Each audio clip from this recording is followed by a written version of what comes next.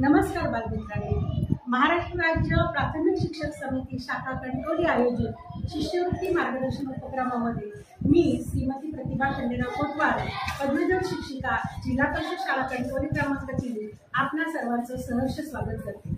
आज आपण इयत्ता 5वीच्या परिमिती आणि क्षेत्रफळ या घटकावरील उदाहरणे पाहणार आहोत। पण त्यापूर्वी आपण जाणून घेऊया की त्रिकोण म्हणजे काय, आयत म्हणजे काय आणि चौरस म्हणजे काय। तर त्रिकोण म्हणजे 3 बाजू आणि 3 कोन असणाऱ्या आकृतीला त्रिकोण असे म्हणतात। ही आकृती त्रिकोणाची आहे। ही सुद्धा त्रिकोणाची आकृती आहे। हे सर्व त्रिकोण आहे। हे जरी यांची माप वेगवेगळी असली तरी सुद्धा हे वेगवेगळ्या प्रकारचे त्रिकोणच आहेत। चौकोन म्हणजे काय, तर 4 बाजू आणि 4 कोन असणाऱ्या बंदिस्त आकृतीला चौकोन असे म्हणतात। त्यापैकी आपण आज चौरस आणि आयत हे पाहणार आहोत। आयत म्हणजे काय, तर ज्या चौकोनाच्या समोरासमोरील बाजू या समान लांबीच्या असतात आणि ज्या चौकोनाचे चारही कोन काटकोन असतात म्हणजे 90 अंश मापाचे असतात त्या चौकोनाला आयत असे म्हणतात। तर चौरस म्हणजे काय, ज्या चौकोनाच्या चारही बाजू या समान लांबीच्या असतात आणि चारही कोन काटकोन असतात या आकृतीला चौरस असे म्हणतात।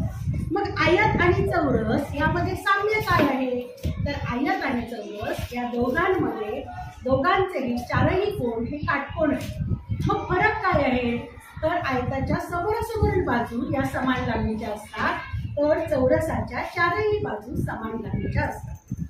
आता परिमिती म्हणजे काय, तर बंदिस्त आकृतीच्या सर्व बाजूंच्या लांबीची बेरीज म्हणजे परिमिती होय।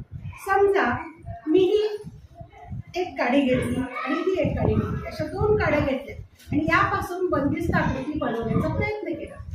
आता बघा, किती प्रयत्न केला तरी सुद्धा मी बंदिस्त आकृती बनवू शकत नाही। परंतु मी जर ही तिसरी काडी घेतली तर यापासून मी ही बंदिस्त आकृती बनवू शकतो। 3 काड्यांनी तयार झालेल्या बंदिस्त आकृतीला त्रिकोण असे म्हणतात। या त्रिकोणाची परिमिती जर मला काढायची असेल तर मी या तिन्ही काड्या जर एका सरळ रेषेत लावल्या तर तिन्ही काड्यांच्या लांबीची बेरीज म्हणजे यापासून तयार झालेल्या त्रिकोणाची परिमिती होईल।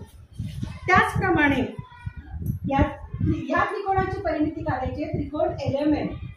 त्रिकोणाची परिमिती म्हणजे त्रिकोणाच्या तीनही बाजूंच्या लांबीची बेरीज। इथे 5 सेंटीमीटर, 7 सेंटीमीटर आणि 6 सेंटीमीटर अशा त्रिकोणाच्या बाजू आहेत आणि म्हणून त्रिकोण एलिमेंटची परिमिती काय येणार, 5 + 7 + 6 म्हणजे 12 + 6 18 सेंटीमीटर ही याची परिमिती आहे। आता चौरसाची परिमिती काढायची आहे। आता चौकोनाची परिमिती म्हणजे काय, तर चौकोनाची परिमिती म्हणजे चौकोनाच्या चारही बाजूंच्या लांबीची बेरीज। आता इथे आपण जर ही आकृती आयताची पाहिली तर इथे AB आणि CD या समान लांबीच्या आहेत। तर AD व BC या समान लांबीच्या आहेत। AD आणि DC या लांबी आहेत, तर AD आणि BC या आयताच्या रुंदी आहेत। म्हणजेच आयताची परिमिती बरोबर 2 गुणिले लांबी अधिक 2 गुणिले रुंदी किंवा 2 गुणिले कंसात लांबी अधिक रुंदी। इथे 2 गुणिले कंसात 6 अधिक 4 म्हणजे 2 गुणिले 10 बरोबर 20 सेंटीमीटर ही आयताची परिमिती आहे। आता चौरसाची परिमिती काढताना सुद्धा चौरसाच्या चारही बाजू या समान लांबीच्या असतात, त्यामुळे चौरसाची परिमिती बरोबर 4 गुणिले बाजू, 4 गुणिले 4 बरोबर 16 सेंटीमीटर ही चौरसाची परिमिती आहे। अशा प्रकारे आपल्याला त्रिकोण, आयत आणि चौरसाची परिमिती काढायची आहे। आता आपण प्रत्यक्ष उदाहरणाकडे वळू।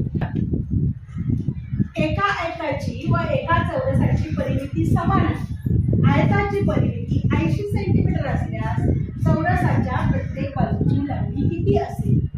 आता इथे काय दिलेलं आहे, तर आयताची आणि चौरसाची परिमिती समान आहे। म्हणजे हा जर आयत आहे आणि दुसरा एक चौरस आहे तर त्यांची दोघांची परिमिती काय दिली आहे, समान आहे। म्हणजे याची परिमिती किती दिली आहे, 80 सेंटीमीटर। म्हणजे चौरसाची परिमिती सुद्धा किती असणार आहे, 80 सेंटीमीटर। आता आपल्याला काय विचारलंय, चौरसाच्या प्रत्येक बाजूची लांबी। मला चौरसाची परिमिती मिळाली। आता मी लांबी कशी काढणार, तर चौरसाची लांबी बरोबर परिमितीला 4 ने भागलं तर काय होणार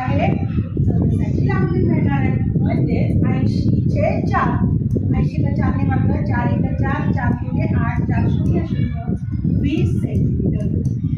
म्हणजे माझ्या चौरसाच्या प्रत्येक बाजूची लांबी 20 सेंटीमीटर आहे.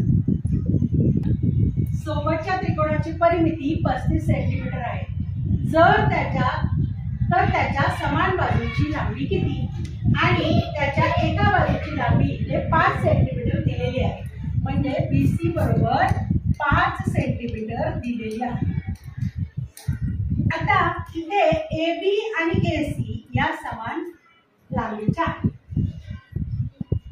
आपल्याला माहिती आहे त्रिकोणाची परिमिती म्हणजे काय? त्रिकोणाच्या तिन्ही बाजूच्या लांबीची बेरीज. आता त्याची एक बाजू आपल्याला माहिती आहे, मग मी काय केलं, परिमितीतून एक बाजू वजा केली 5, म्हणजे किती राहिले? 30 सेंटीमीटर. याचा अर्थ या दोन बाजूच्या लांबीची बेरीज 30 सेंटीमीटर असणार आहे. परंतु या दोन्ही बाजू समान लांबीचे दिलेले आहेत, म्हणजे मला या एका बाजूची लांबी काढताना या बेरजेला 2 ने भागावं लागणार. 30 ला जर मी 2 ने भागलं तर 15 दुणे 30, म्हणजे 15 सेंटीमीटर ही समान बाजूची लांबी आहे. दिलेल्या आकृतीच्या प्रत्येक बाजूची लांबी 6 सेंटीमीटर आहे.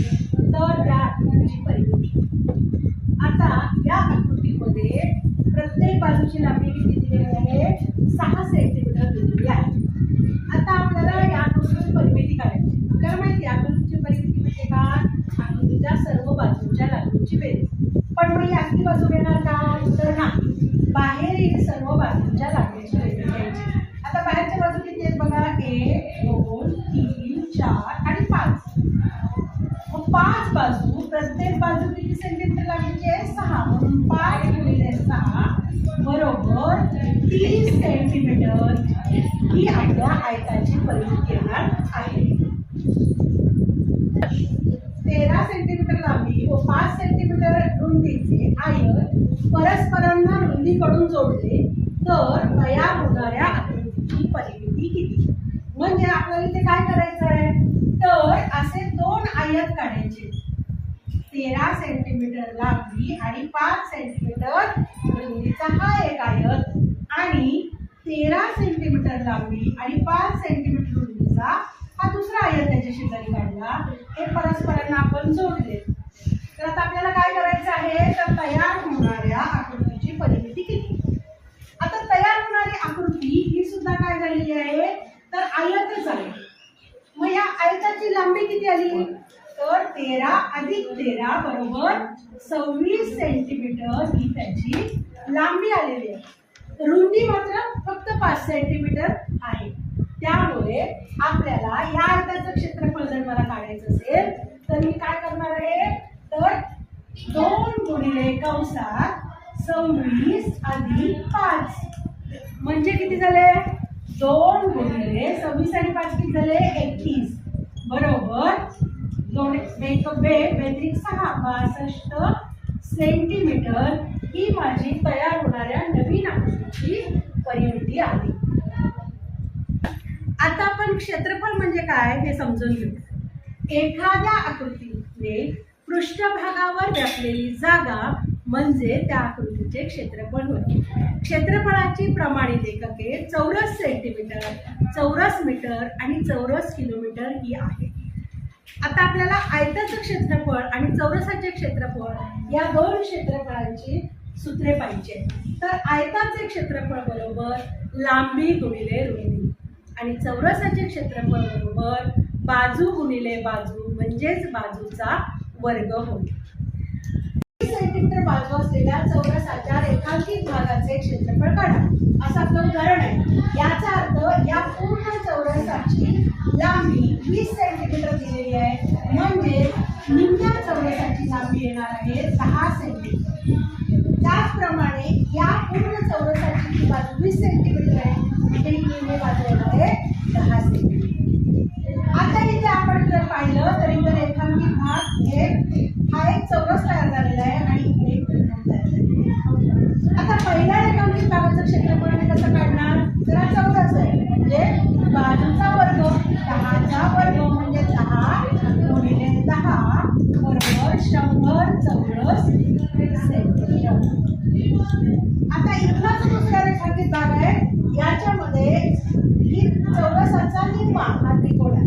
पूर्ण चौरसाचं क्षेत्रफळ याचं सूत्र काय येणार आहे? 10 × 10 म्हणजे 100 चौरस सेंटीमीटर. परंतु त्याच्या निम्मा क्षेत्रफळ रेखांकित भागाचं आहे, म्हणून रेखांकित भागाचं क्षेत्रफळ येणार आहे 100/2 म्हणजे 50 चौरस सेंटीमीटर. मग या चौरसाच्या रेखांकित भागाचं एकूण क्षेत्रफळ बरोबर 100 + 50 म्हणजे 150 चौरस सेंटीमीटर असं याचं उत्तर येणार आहे. 144 चौरस मीटर क्षेत्रफळाच्या एका चौरसाकृती मैदानाला फक्त 2 बाजूंनी 3 पदरी तारेचे कुंपण घालण्यासाठी किती लांबीची तार लागेल? आता इथे काय दिलेलं आहे बघा, की चौरसाकृती मैदान दिलेलं आहे. आपण पहिल्यांदा हे चौरसाकृती मैदान काढलं. आता या चौरसाकृती मैदानाचं क्षेत्रफळ दिलेलं आहे. किती दिलेलं आहे क्षेत्रफळ? तर 144 चौरस मीटर. आता मला जर या मैदानाची बाजू काढायची असेल तर मला काय करावं लागणार आहे? क्षेत्रफळाचं वर्गमूळ काढावं लागणार आहे. म्हणजेच काय? 144 हा कोणाचा वर्ग आहे हे पाहावं लागणार आहे. तर 144 हा 12चा वर्ग आहे आणि म्हणून ह्या मैदानाची बाजू किती येणार आहे? तर 12 मीटर. मैदानाची बाजू किती आली? 12 मीटर आली. आता पुढे काय सांगितलं त्यांनी? की मैदानाला 2 बाजूनी तारेचं कुंपण घालायचं आहे.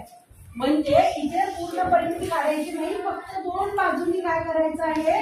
तारेचं कुंपण घालायचं आहे. म्हणजे 12 + 12 24 मीटर तार जेव्हा आपण घालणार त्यावेळेला एका बाजूचं तारेचं कुंपण होणार आहे. आणि असं आपल्याला काय होणार आहे? 3 पदरी तारेचं कुंपण करायचं आहे. म्हणजे 24 × 3 बरोबर 72 मीटर तार आपल्याला 3 पदरी तारेचं कुंपण घालण्यासाठी लागणार आहे. एका चौरसाची परिमिती 32 सेंटीमीटर आहे. दुसऱ्या एका चौरसाची परिमिती पहिल्या चौरसाच्या दुप्पट आहे. तर त्या दुसऱ्या चौरसाचे क्षेत्रफळ काढा. असं आपलं उदाहरण आहे. आता या उदाहरणामध्ये आपण काय करणार आहोत बघा. एका चौरसाची परिमिती किती दिली आहे? 32. म्हणजे समजा हा चौरस काढला, याची परिमिती दिली 32 आणि दुसऱ्या चौरसाची परिमिती किती दिलेली आहे? त्याच्या दुप्पट म्हणजे किती होणार आहे? 64. आता 64 सेंटीमीटर परिमिती जर असेल तर मला या दुसऱ्या चौरसाची बाजू कशी काढणार मी? तर बाजू बरोबर परिमितीचे 4 म्हणजे 64ला 4 ने भागणार. 64ला 4 ने भागल्यानंतर 4 × 1 = 4, 2 राहिले 24 झाले, 4 × 7 = 24 म्हणजे 16 × 4 = 64. चौरसाची बाजू माझी किती आली? 16 सेंटीमीटर. आता दुसऱ्या चौरसाचं क्षेत्रफळ मला काढायचं आहे. आता क्षेत्रफळ कसं काढणार? क्षेत्रफळ बरोबर बाजूचा वर्ग. बाजूचा वर्ग म्हणजे किती? 16चा वर्ग. 16 × 16 म्हणजे 256 आणि एकक काय लिहिणार आहोत आपण? चौरस सेंटीमीटर. आणि म्हणून दुसऱ्या चौरसाचं क्षेत्रफळ आलेलं आहे 256 चौरस सेंटीमीटर. एका समभुज त्रिकोणाची परिमिती 36 सेंटीमीटर आहे. तर त्याच्या प्रत्येक बाजूची लांबी किती आहे? आता दिलेल्या उदाहरणामध्ये काय दिलंय? एका समभुज त्रिकोणाचे म्हणजे समभुज त्रिकोण दिलेला आहे. आपण समभुज त्रिकोण काढून घेऊया. समभुज त्रिकोण म्हणजे काय? तर ज्या त्रिकोणाच्या तिन्ही बाजूंची लांबी समान असते तिला समभुज त्रिकोण म्हणतात. म्हणजे इथे तिन्ही बाजूंची लांबी कशी आहे? समान. आता याची परिमिती दिलेली आहे म्हणजे तिन्ही बाजूंच्या लांबीची बेरीज दिलेली आहे. किती दिली? 36. जर मला आता काय काढायचं आहे तर त्याची प्रत्येक बाजूची लांबी किती? मग मला बाजूची लांबी काढायची असेल तर 36ला 3 ने भागावं लागेल. 36 × 3 12 × 3 = 36 म्हणजेच बाजूची लांबी किती आली? 12 सेंटीमीटर. बघा आपलं उत्तर बरोबर आहे का? तर प्रत्येक बाजू 12 सेंटीमीटर असेल तर त्रिकोणाची परिमिती किती येणार आहे? 12 + 12 + 12 म्हणजेच 12 × 36 सेंटीमीटर. 40 सेंटीमीटर परिमिती असलेल्या चौरसाचे क्षेत्रफळ किती? असं उदाहरण विचारलेलं आहे. आता आपल्याला काय दिलंय? चौरस आहे आणि या चौरसाची परिमिती किती दिली आहे? 40 सेंटीमीटर. आता परिमिती जर 40 सेंटीमीटर दिली तर आपल्याला बाजू आपण कशी काढणार चौरसाची? तर बाजू बरोबर परिमिती छेद 4 म्हणजे 40/4 बरोबर 10 सेंटीमीटर ही आपली चौरसाची बाजू आली. 10 10 10. आता काय काढायचं आपल्याला? चौरसाचं क्षेत्रफळ. आता क्षेत्रफळ कसं काढणार? तर क्षेत्रफळ बरोबर बाजूचा वर्ग म्हणजेच काय? 10चा वर्ग. 10 गुणिले 10 बरोबर 100 चौरस सेंटीमीटर हे त्याचं एकक येणार आहे. म्हणजे आपल्या चौरसाचं क्षेत्रफळ किती आलं? 100 चौरस सेंटीमीटर. आज आपण परिमिती आणि क्षेत्रफळ, त्रिकोण, चौरस आणि आयत या प्रकरणावरील उदाहरणे पाहिलेली आहे. परंतु याचा अधिक सराव तुम्ही करायला हवा, म्हणजे तुम्हाला गणित हा विषय नक्कीच सोपा आणि रंजक वाटेल. महाराष्ट्र राज्य प्राथमिक शिक्षक समिती शाखा कणकवली यांनी मला मार्गदर्शनाची जी संधी उपलब्ध करून दिली